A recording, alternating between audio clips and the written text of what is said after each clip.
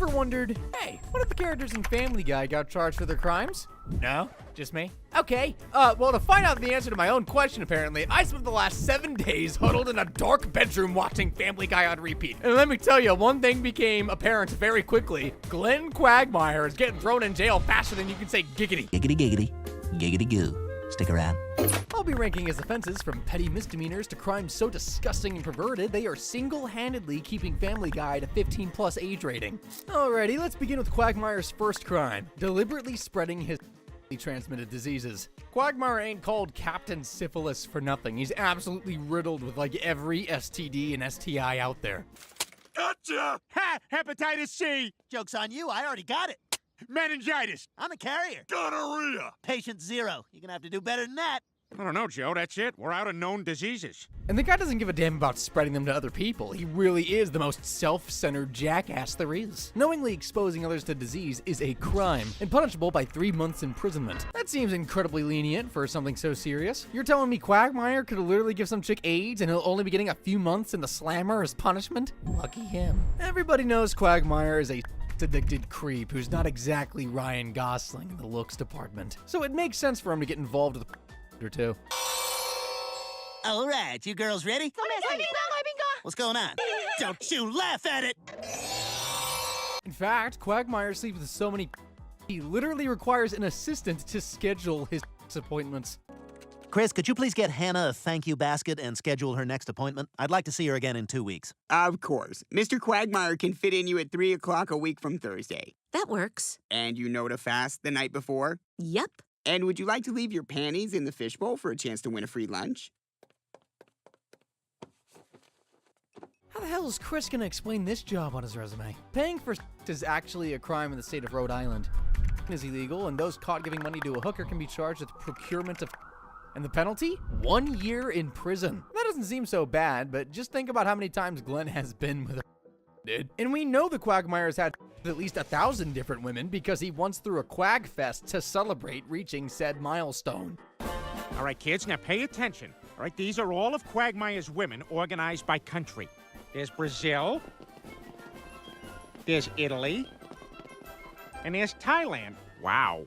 Wow, they're young. We should go. I don't even want to begin to imagine how many kids this dude has. I'd estimate that at least 75% of those 1,000 partners were. And if Glenn was charged for each one, that'd be 750 years in jail. Speaking of, there was an episode of Family Guy where Quagmire actually became a himself. When the pilots go on strike, Quagmire needs to find a way to make money. He stumbles upon a bachelorette party, and the women mistake him for a stripper. That inspires him to take up a job at the local strip club.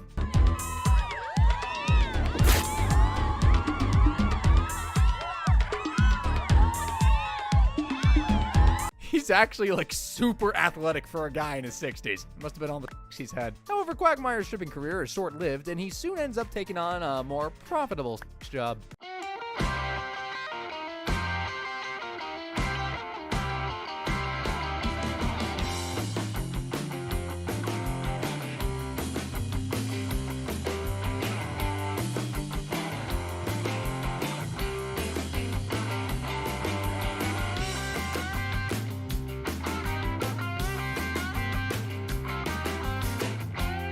I just can't believe women are actually paying to sleep with Quagmire. Surely there are better looking escorts in Quahog. Quagmire had with 11 women in that episode. The penalty for 6 months, so do the math. That's 5.5 years in prison. And I do feel kind of bad that Quagmire had to sell his body to lonely old ladies for money, but my heart also goes out to the clients. Glenn probably spread an STD to like every single one of them. Quagmire's very active life has resulted in him fathering hundreds of kids, and he has zero interest in being a parent to literally any of them. Daddy? Oh, God! Daddy? Oh, God! Papa? Oh, God! Hey, there are no kids in here, right? Nope, just me. Oh, thank God. That distinctive Quagmire jaw genes mean that Glenn is able to see his kids coming from a mile away, but there was one child who was born actually normal, and that eventually led to this very disturbing encounter. A lot of fun with you tonight, Courtney. Me too. Oh, giggity. Did you just say giggity? Sometimes I just blurt that out when I get excited. Oh, my God. Rub this up and down on the inside of your cheek.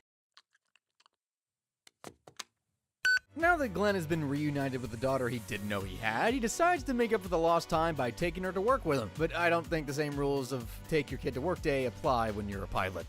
Now roll it. What? No way. You're a Quagmire. Grip it and rip it. Okay.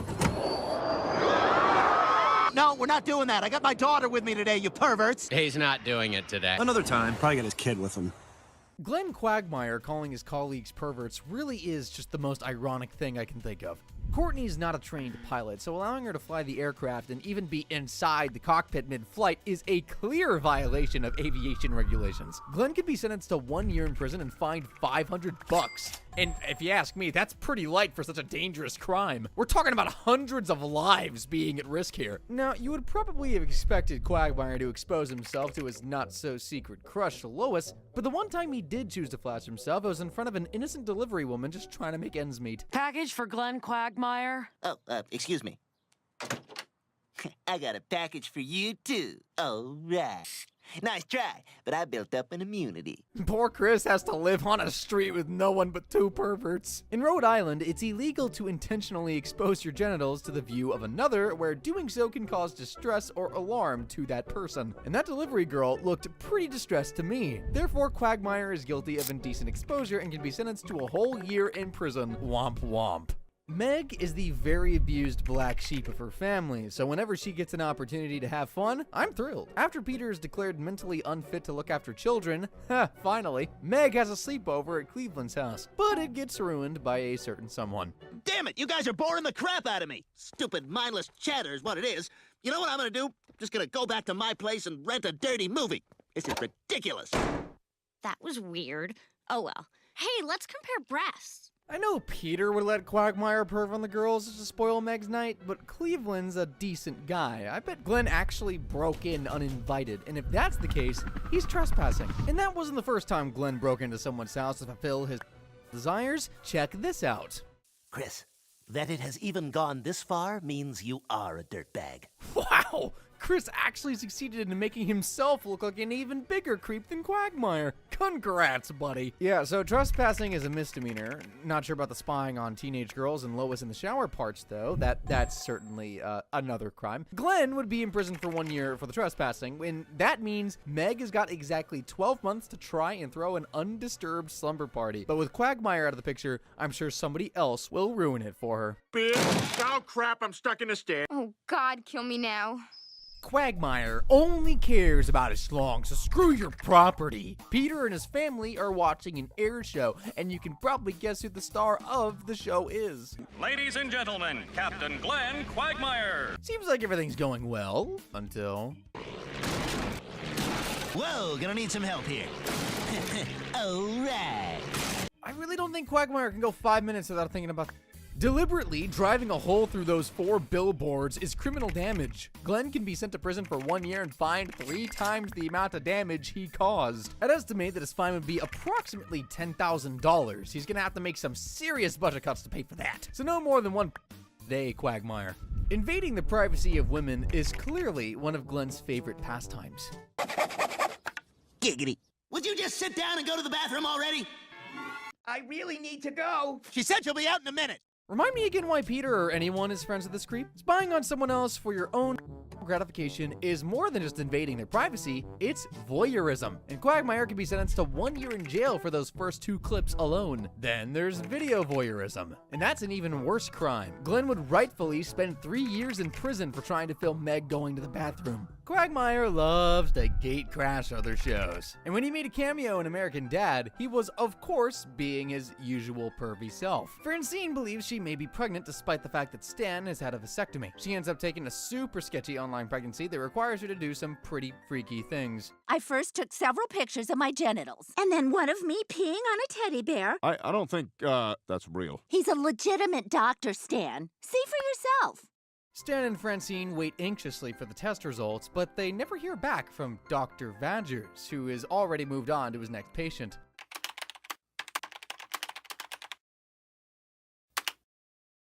Giggity.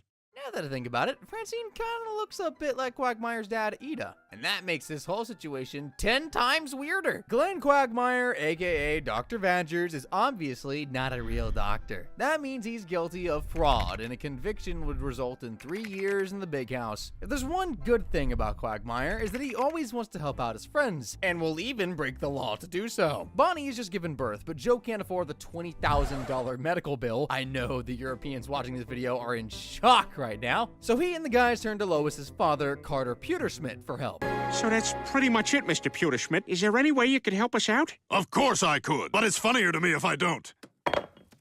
In about an hour, I'm gonna piss away 20 grand. Carter really is the final boss of capitalism. Not taking no for an answer, Peter suggests the guys rob the money from Pewterschmidt. Now, cue the most bizarre heist ever.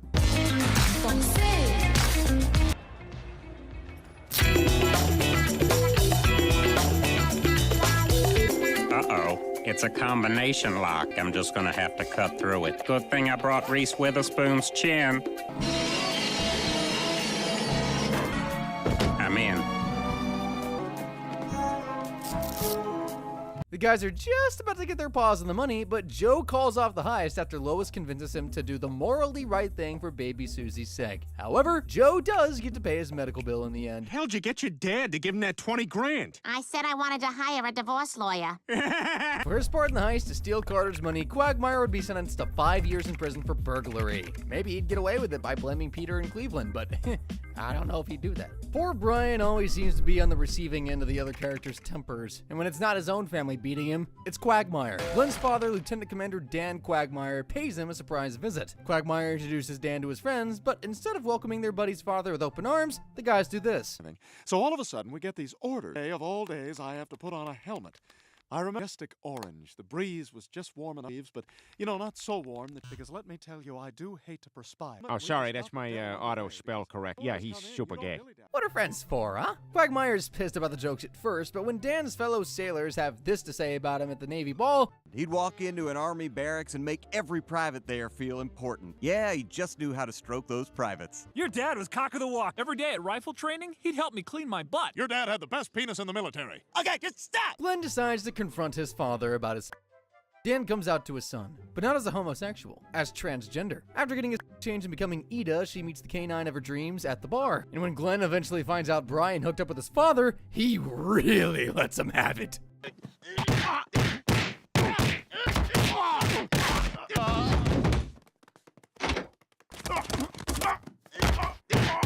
One eternity later.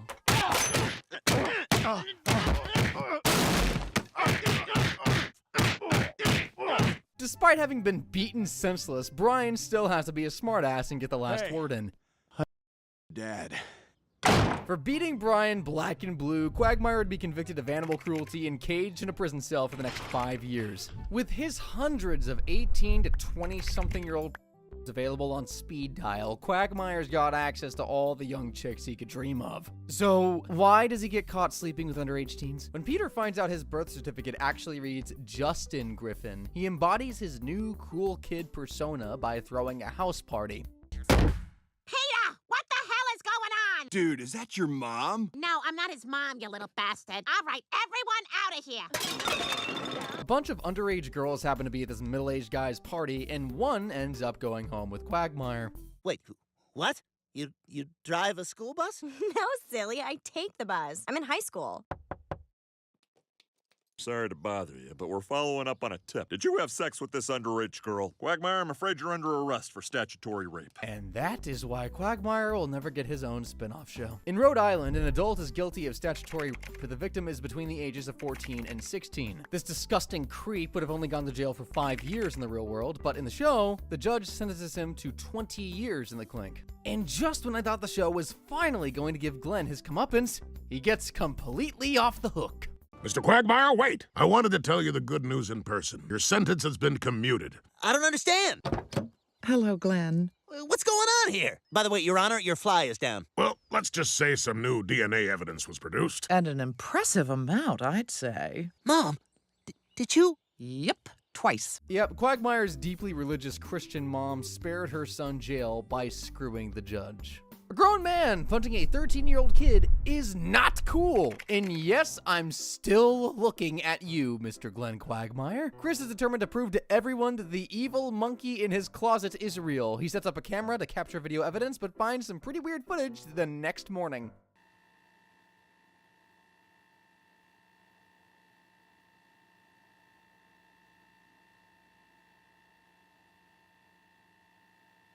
So, was that punch supposed to be part of the prank, or does Quagmire just not like Chris? And the scariest thing that happened that night wasn't Quagmire punching a kid, the evil monkey in the closet, or even Lois stealing her son's wallet. It was this. You gotta hand it to Herbert, though. He really is a talented painter. Anyway, giving a kid a black eye is a very serious crime. Quagmire would get charged with child abuse and could be sent to jail for 10 years. I'm only halfway through this video, and Quagmire's already earned himself nearly 800 years in the Quahog City Jail. And if you think Glenn couldn't possibly do anything worse than battering a dog or having sex with a minor, you're wrong. Some of these next crimes I'm about to show you involve death, destruction, and profiting off of human misery. Quagmire must have the wildest search history. I mean, look at what he's watching here. Oh my God! Yeah, while he was watching clown. Oh, yeah, baby. Oh, yeah, baby. And that's just the tip of the iceberg. It turns out Quagmire is so obsessed with that he actually resorts to banging the dead. I'm not talking about zombies or people dressed up like zombies. I'm talking legit dead, cold corpses. In the Cleveland Show episode, Gone with the Wind, Cleveland is preparing for the karaoke competition final, but his rehearsal gets interrupted by some sad news. His ex-wife, Loretta, is dead. Quagmire arrives in Stool Bend with the body. I don't like where this is going already. He explains how Loretta died, and surprise, surprise, dumb old Peter is to blame. Do you know how she died? It all started when Brian dug up a brontosaurus skull. All right, little more, little more. Oh, time for United States of Terror. Oh, no, no, no, no, no! That must be like one of the most embarrassing ways to die. Rip Loretta, man. And Cleveland isn't even mad that Peter killed his ex-wife. He's a forgiving guy. But he must be super forgiving to give Quagmire a free pass on this. Why is she wearing a French maid's costume? Because I wanted to nail a dead French maid. Giggity, giggity! Seth MacFarlane really wasn't exaggerating when he called Quagmire an appalling human being. Necrophilia is illegal for obvious reasons. If Quagmire were convicted, he'd be sentenced to 10 years in prison. And it'll definitely be a long, lonely decade, because let's face it, who's gonna want to befriend the guy in for screwing the dead? Sleeping with a corpse is already a disgusting, perverted, degenerate act, but having with another species debatably might be worse. Leave it up to you for that. In the Family Guy universe, interspecies relationships don't even seem taboo. I mean, just take a look at Brian's girlfriends or Quagmire's wedding day. Announce you husband and wife. I'm glad we waited. And a marriage wasn't even the worst thing to come out of that relationship. Giraffity! Yeah, see, that's not mine. Dang, Quagmire's genes are so strong, even a giraffe inherited his jawline. While fathering a baby humaff might be fascinating to some scientists, the law will find it absolutely despicable. Making love to a giraffe, I can't even believe I'm saying this, is zoophilia, and that's a crime in the real world. Quagmire will be locked up for 20 years, and I doubt his giraffe son or any of his hundreds of kids would want to visit him during that time. The Quahog Harvest Festival parade is in town, and each street must create a float. And this is what the guys at Spooner Street come up with.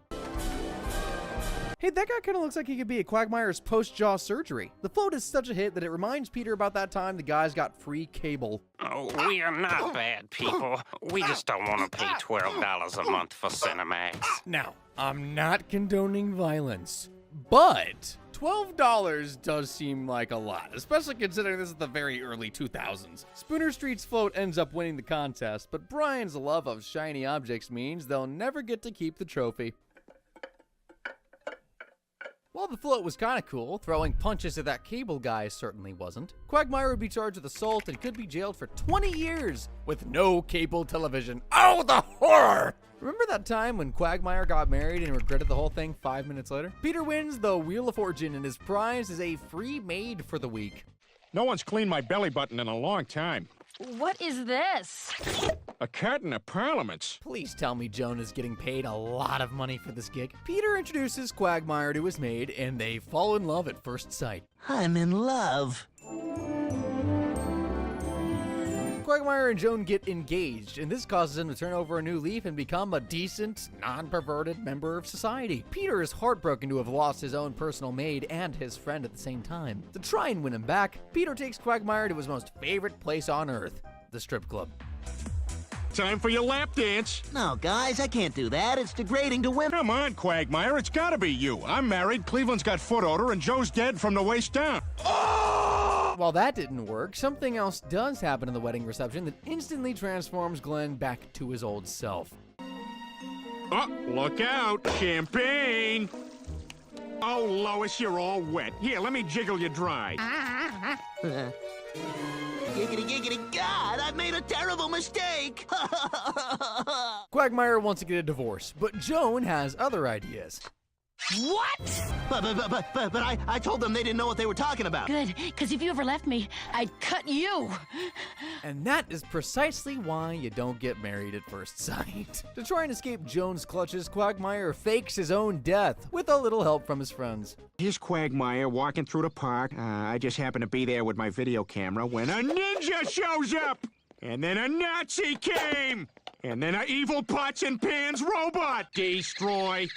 Joan obviously doesn't believe that, so Glenn tries faking a heart attack instead. That works, and his funeral is put in place. The plan was to bury Quagmire alive and then dig him up later, but Mayor West has just declared that all graves will be covered in concrete. Well, Mayor West is afraid of zombies, so the city says all caskets must be encased in concrete. And Joan is just so relieved that her husband is alive. But death has already arrived and must take a soul with him. Joan begs for Glenn to be spared, but ends up dying herself when she touches Death. Before his wife is taken to the afterlife, though, Quagmire asks Death for a quick favor. Hey, Death, can you leave that body here for another 5 minutes? That's disgusting! Ew. Faking your death doesn't happen a lot in Rhode Island, so it's difficult to say how Quagmire would be charged, but I think he'd at least get 20 years for it, 10 for faking his own death, and another 10 years for the necrophilia part. Dirty old Quagmire has perved on dozens of unsuspecting female characters throughout the show.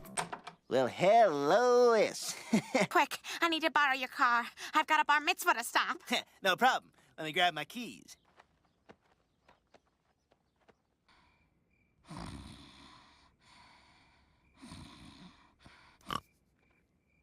Didn't mean to wake you. Bonnie's a weird slut who's always letting you know she's open for business. When am I doing that? Oh, come on. When are you not doing that? With that boo-boo baby voice and that still breastfeeding rack? Give me some of that. Hey there, sweetie. How old are you? 16. 18. You're first. Mom! I like where this is going. Giggity, giggity, giggity. A lot of time and energy to this relationship with patience that it could grow into something much more significant. If you're just stringing her along, well, gotta say, I've lost a lot of respect for you, Brian. And Glenn is so creepy, even Samara from The Ring is afraid of him. The fact that Quagmire can actually be turned on by a literal demon shows just how messed up his addiction is. Glenn would get 5 years for each account of harassment, so those clips alone will earn him 30 years in prison. And we can only hope there are no female prison wardens working at the Quahog City Jail. You know, I totally forgot that Quagmire has a sister. Probably because she's been blessed with a normal jawline. Brenda and her abusive boyfriend Jeff visit Quagmire in the hospital while he recovers from this self-induced accident. Holy crap! Oh my god! He must have autoerotically asphyxiated himself! Yeah, while he was watching Clown. Oh yeah, baby.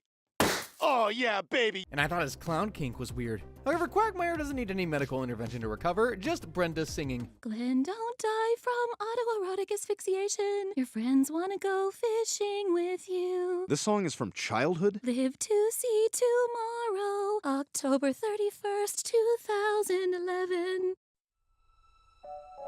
Glenn is discharged, and Jeff and Brenda stay the night so that she can tend to him. But nobody in the neighborhood can sleep thanks to Jeff's angry fits of rage. The next day, Brenda has a black eye and reveals that she's pregnant. Quagmire worries if Jeff might eventually kill her and the child. Peter suggested they just beat the guy up, but Quagmire wants to do something even more sinister. We kill a bastard! Whoa, Quagmire. If I Suck at My Job was a person, it would definitely be Joe Swanson. Look at him just sitting back letting his friends plot murder on his watch. The guys invite Jeff on a hunting trip, but they never get the chance to execute their plan because Peter accidentally tells Jeff that they're going to kill him. So Jeff grabs a gun and is about to kill Quagmire. I guess that little baby's gonna grow up without an uncle. But Glenn gets one chance to save himself after convincing the egotistical tough guy to put the gun down and fight man to man. You know, if you had any balls, you'd put that gun down and we could settle this like men. Suit yourself, man.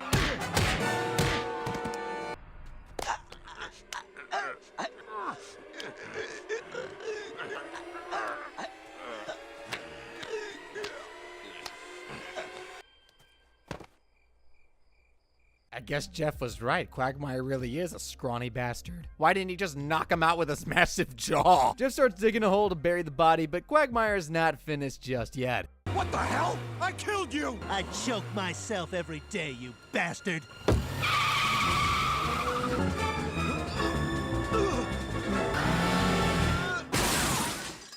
I kind of wish they added a giggity at the end of that, I'm not gonna lie. The guys head home and Joe, the cop, writes a letter to Brenda pretending to be Jeff, explaining that he ran away and just won't ever return. Who knew getting away with murder would be so easy? But let's pretend Quagmire got caught and was put on trial for murder. If found guilty, the best case scenario is he gets let out on parole in 25 years. The worst case scenario, he's locked up for life. And even though Jeff was a scumbag who had it coming, I don't know if the judge would give him a lesser sentence due to that. So it's heavily implied in Family Guy that Glenn is a serial kidnapper. We first see Quagmire drug and kidnap Brian's love interest, Brooke.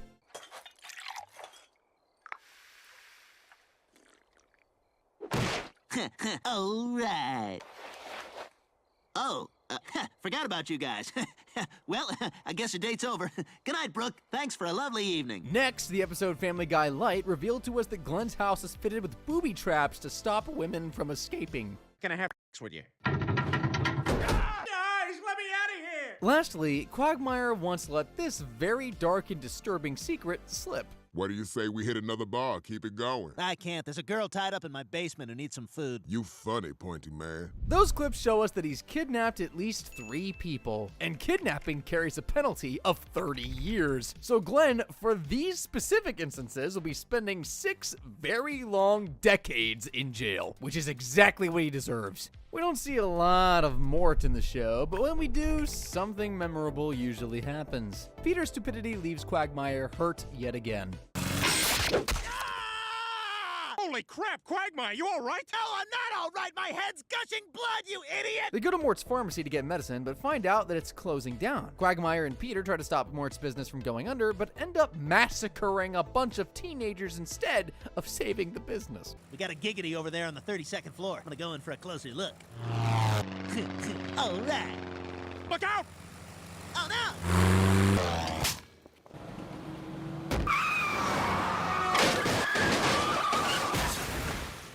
As that was an epic fail, they decided to just burn down the store and get the insurance money instead.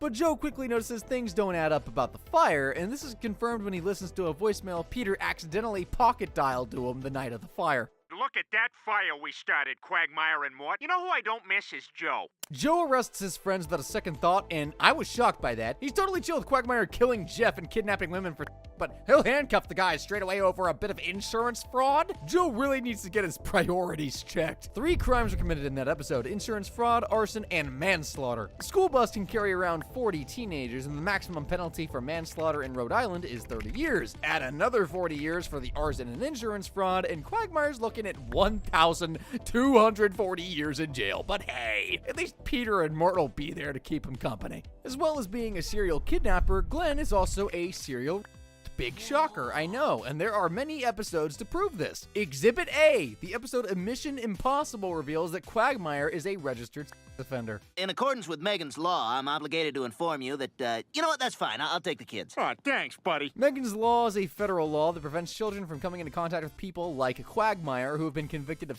crimes against children. Exhibit B, in the episode It Takes a Village Idiot and I Married One, the Griffins spend the night at Quagmire's vacation cabin and discover it's fitted with this booby trap.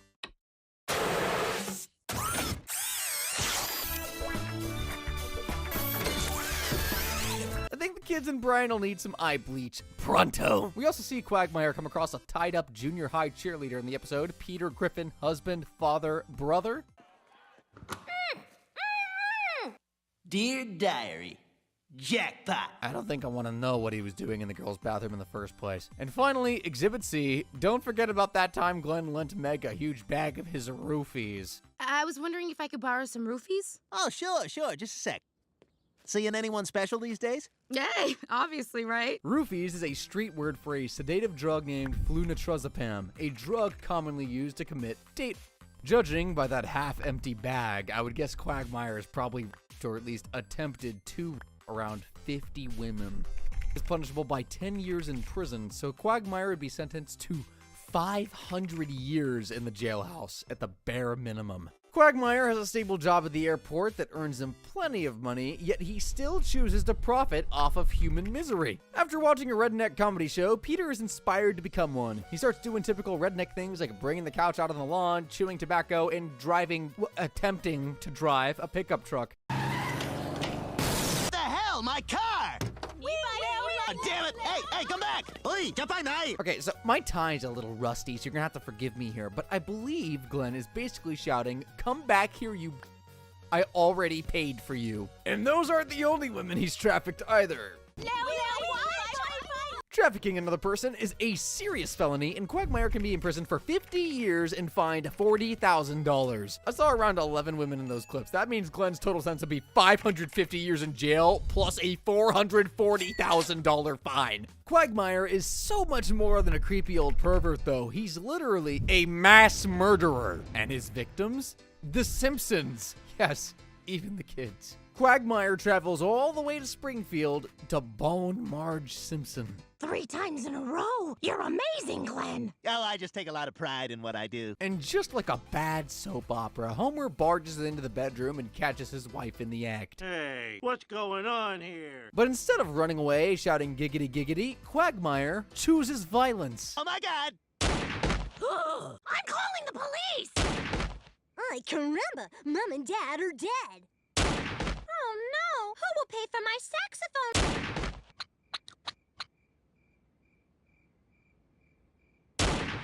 That pause before he decides to shoot baby Maggie was so sad. And here's a little secret about that scene. It was Family Guy's retaliation to The Simpsons posting a photo of Peter Griffin on a wanted poster for plagiarism. Fox actually banned the scene too, probably because it was too dark for TV. This pissed off Seth MacFarlane, who thought the channel was playing favorites between the shows. Anyway, enough of that. Let's get back to Quagmire. Murder carries a 25-year sentence in Rhode Island, which means Glenn will rot in jail for 125 years, forever haunted by the indelible image of the 3 little kids he killed. Altogether, Quagmire's total prison sentence is 3,413 years. That's certainly not worthy of a giggity giggity. Want to see who can top Glenn's jail sentence? Click the video on screen and find out how other sadistic characters compare. Giggity giggity, giggity goo. Stick around.